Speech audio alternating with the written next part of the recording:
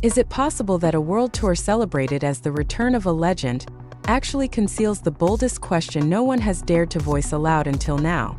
Who is truly benefiting the most from this $1 billion explosion? BTS as a group, the fans who loyally waited 4 years, or HYBE, which quietly rides on one name that, during the hiatus, instead surged alone to the very top of the world, Jungkook? This question sounds provocative, even nearly taboo. Yet it is precisely there that the greatest surprise of the BTS World Tour 2026 to 2027 announcement lies. An announcement that has shaken the global music industry from the very second it was revealed. When the BBC reported that BTS could potentially earn more than $1 billion from their massive world tour, the figure instantly leaped from a mere statistic into a symbol of K-pop's return to global dominance after the hiatus, a symbol of ARMY's unwavering loyalty, and a symbol of HYBE's supremacy as a South Korean entertainment giant that is no longer just an idol agency, but a global industrial machine. Yet behind that euphoria, a clue has quietly persisted, repeating itself across online discussions, opinion columns, and whispered fan community conversations. Why does the name Jungkook feel so dominant in this comeback narrative, even before a single note from BTS's new album has been released? During nearly 4 years of hiatus due to mandatory military service, the balance of power within BTS underwent a subtle yet significant shift. When group activities came to a halt, that empty space was never truly empty. Jungkook, the youngest member long referred to since debut as the Golden Magne, filled that vacuum in a way that surpassed anyone's expectations. His solo career was not merely successful, it exploded globally. His songs dominated international charts, his collaborations penetrated Western markets without the group label attached, and his image transformed from a K-pop idol into a standalone global pop star. This is the fact that leads many to ask, when BTS returns, do they return as 7 equal individuals, or as a group now carrying one star whose light shines the brightest? The announcement of the 2026 to 2027 World Tour arrived on an almost unimaginable scale. 79 concert dates across Asia, Europe, the Americas, and Latin America, beginning at Goyang Stadium in South Korea with a 360-degree stage concept designed to maximize audience capacity and immersive experience. From London to Sao Paulo, from Los Angeles to Jakarta, BTS will fill massive stadiums with tens of thousands of fans in every city. This is not merely a tour. It is a global operation with logistics, marketing, and monetization planned to near perfection. And at the center of that operation stands HYBE, a company that understands one thing with absolute clarity: popularity is the most valuable currency in the modern entertainment industry. This is where the narrative begins to grow more complex and emotional. Jungkook, in his personal letter to fans, chose a humble tone. "My heart has always been the same. I will continue to do my best, just as I always have," he wrote. For many ARMY, these words felt sincere and reassuring. But for industry observers, that statement highlighted a sharp contrast with the business reality behind the scenes. When one member has the most successful solo career during the hiatus, with a global fan base that may even extend beyond the traditional boundaries of the BTS fandom, how does HYBE balance the collective narrative without sacrificing maximum profit potential? Music industry history shows that the comeback of a major group after a long hiatus almost always carries risk. Expectations soar, success standards rise, and every decision is read, analyzed, and debated mercilessly. In BTS's case, that risk is multiplied because their internal dynamics are no longer the same as before 2022. Jungkook is no longer just the youngest member. He is a symbol of a new era of K-pop that penetrates global markets without filters. When this tour is projected to generate more than $1 billion from tickets, merchandise, licensing, album sales, and streaming, it becomes difficult to ignore the fact that Jungkook's appeal as a soloist is likely one of the strongest magnets drawing crowds into stadiums. HYBE undoubtedly understands this. The company, which over the past few years has aggressively expanded into global markets, acquired Western labels, and built digital ecosystems like Weverse, has never played naively. When Weverse temporarily crashed due to a flood of users during the announcement of BTS's new album, it was not merely proof of enthusiasm, but also an indicator of brand power centered on specific figures. Jungkook, with millions of active and vocal solo fans, has become a strategic asset whose value is difficult to measure solely through sales figures. Yet this is where the most sensitive and dramatic question emerges. Is this tour a celebration of BTS's return as a collective, or a HYBE strategy to consolidate and monetize the peak of Jungkook's popularity by wrapping it in the massive name of BTS? This question is not meant to diminish the contributions of the other members. RM, J-Hope, V, Jimin, Jin, and Suga each have strong solo projects and dedicated fan bases.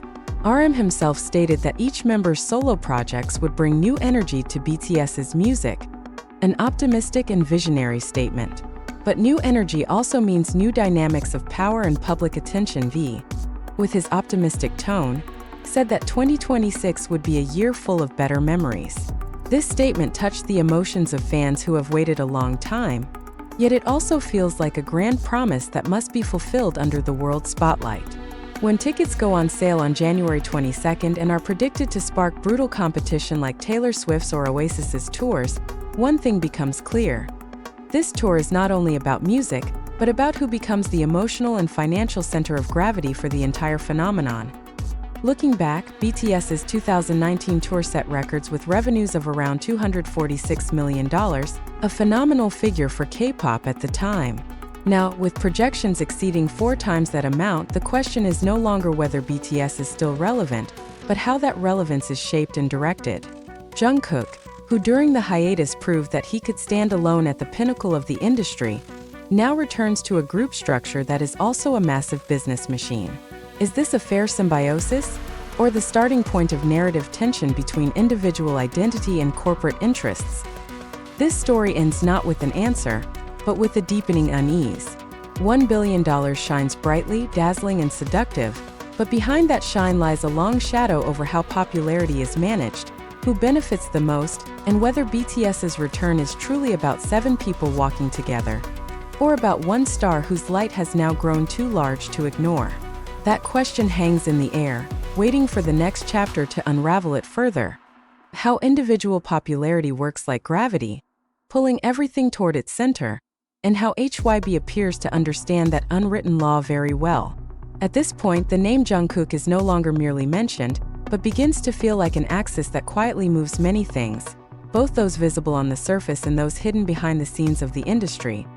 During BTS's hiatus due to mandatory military service, time seemed to stop for the group but not for Jungkook. While most K-pop groups typically fade when collective activities are paused, Jungkook instead experienced a career acceleration rarely seen in the history of Korean idols.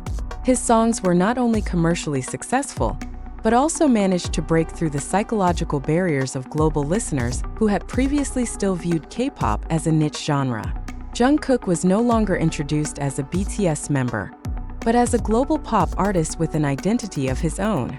This was the turning point that later became a crucial clue in reading HYBE's broader strategy today. When an artist reaches such a level, they create what industry observers call a halo effect, where individual success reflects its light onto everything connected to it. In the context of BTS, this effect certainly benefits the group as a whole. However, for a company like HYBE, Jungkook's halo effect also represents far greater monetization opportunities if managed strategically. And this is where the narrative begins to grow emotional, even sensitive, because that management is never neutral. HYBE is not a newcomer learning as it goes. The company has repeatedly proven its ability to read the direction of the industry before others even realize it. The acquisition of Western labels, investments in technology platforms, and expansion into global markets all show one consistent pattern. HYBE always moves with long-term calculations. It is therefore difficult to imagine that they are unaware of the fact that Jungkook is the main magnet in the post-hiatus BTS landscape. The question is not whether HYBE realizes this, but how that awareness is translated into the strategy for this tour and comeback.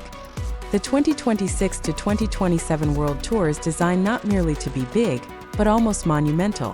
The 360-degree stage concept at Goyang serves as an early symbol of this approach, presenting BTS as the center of attention from every angle, while maximizing both visual and emotional experience. Yet for many fans and observers, a subtle but unsettling question arises. Will that spotlight truly be evenly distributed, Or will it naturally lean toward one figure who, over the past 4 years, has become accustomed to standing alone at center stage? Jungkook himself appears to be trying to maintain that emotional balance. His personal letter to fans, written in a humble and committed tone, seems like an antidote to fears that his solo success might create distance from the other members. But the entertainment industry is not driven by good intentions alone. It is driven by data, algorithms, and sales figures. And the data shows one thing that is difficult to dispute: the name Jungkook sells, on a scale that even exceeds HYBE's own initial expectations. We can see the clues in public response. Whenever BTS tour announcements are accompanied by visuals, teasers, or narrative fragments, the highest levels of interaction on social media are almost always connected to Jungkook. This is not a coincidence, but a reflection of market reality. In a world governed by engagement and attention, the center of gravity will always draw more energy toward itself. HYBE, as a company deeply aware of this dynamic, stands in an ethically and strategically complex position, allowing that gravity to work naturally or actively leveraging it to maximize profits. This is where accusations, or at least suspicions, emerge that HYBE is riding Jungkook's solo popularity. The term sounds harsh, even provocative, but it is not entirely without basis. When the tour is promoted as a BTS comeback, yet the biggest draw in the eyes of the global public is Jungkook as a figure who has already proven he can fill arenas on his own, the boundary between collective promotion and individual exploitation becomes blurred. Especially when revenue projections reach $1 billion, every small decision in promotional strategy carries significant financial implications. Yet this narrative is not simply black and white. BTS has long been known as a group with strong internal solidarity, an anomaly in an industry that often fragments large groups into individual projects. RM, as the leader, emphasizes that each member's solo projects will actually bring new energy into BTS's music. This statement can be read as artistic conviction, but also as an attempt to soothe concerns that individual success might erode the collective identity. J-Hope even described the energy that will emerge as something massive, a word that seems to encapsulate both ambition and optimism at once. However, the public does not only listen to what is said, they also read what is left unsaid. The fact that Jungkook is repeatedly labeled as the member with the most successful solo career during the hiatus is not a light designation. That label carries expectations, pressure, and the potential for jealousy, both inside and outside the BTS circle. For HYBE, this label also represents risk. Highlighting Jungkook too strongly could fuel the narrative that BTS now depends on a single name, while holding him back too much could mean losing a golden opportunity to maximize tour revenue. Fan enthusiasm adds another layer of emotional complexity. ARMY has waited 4 years to see BTS return complete on stage. For many, this tour is a moment of catharsis, the closure of a period of uncertainty, and the beginning of a new chapter. Yet amid that euphoria, there is also a quiet unease. Is the BTS they love still the same, or has it fundamentally changed due to new dynamics shaped by Jungkook's solo success? When tickets go on sale and are predicted to spark brutal competition similar to Taylor Swift's or Oasis's tours, all of these questions will be tested by market reality. Packed stadiums will bear witness to whether BTS's appeal as a group remains intact, or whether the loudest cheers will always follow one particular name. HYBE may not need to answer these questions verbally, because the real answers will be visible in promotional patterns, the distribution of stage spotlight, and the narrative built throughout the tour. Jungkook, with all of his achievements, stands at the center of this vortex, whether he wants to or not. HYBE, with its massive machinery, must balance between leveraging that gravity and preserving the collective harmony that has been BTS's foundation from the very beginning. And amid all of this, the world watches, waiting for the next surprise that may reshape how we view the biggest comeback in K-pop history. This does not yet provide a final answer, but one thing is becoming increasingly clear. BTS's return is not only about nostalgia or celebration, but about how individual power and corporate interests intertwine on a scale never seen before. And this story is far from over. In the end, all the glitter, numbers, and strategies converge at the most fragile, yet most honest point of all: emotion. This is where the $1 billion story of the BTS tour transforms from a mere business report into a real human drama. Is HYBE truly riding on Jungkook's solo popularity? Or is it instead facilitating an inevitable symbiosis within the modern music industry? This question has no single answer, and perhaps it is not meant to be simplified. When the stadium lights turn on and the seven figures of BTS stand on the same stage for the first time in 4 years, the public will see more than just a performance. They will witness the result of a long compromise between personal identity and collective interest. Jungkook, who during the hiatus proved that his name alone was enough to move millions of listeners, now returns as part of a larger narrative. Whether this is a sacrifice or the pinnacle of artistic maturity depends entirely on one's perspective. HYBE, on the other hand, stands in an almost impossible position. As a public company with global ambitions, it cannot ignore Jungkook's financial potential. Yet as the steward of BTS's legacy, it also cannot disrupt the balance that has allowed the group to endure for more than a decade. Every promotional decision, every second of camera spotlight will be interpreted as a signal, revealing where power and attention truly flow. For ARMY, this tour is a test of love. Are they coming for BTS's 7, or for individuals who now have their own distinct orbits? When cheers echo through London, Los Angeles, and Jakarta, the answer will be heard, even if it is never spoken aloud. Perhaps the greatest surprise of this tour is not the $1 billion figure, but the reality that BTS and Jungkook stand at a historical crossroads. At this point, their return is not merely a comeback, but a reflection of how the global entertainment industry treats talent, popularity, and the humans behind them. And the question that has lingered from the very beginning remains relevant until the final lights fade. Who, in truth, is riding on whom?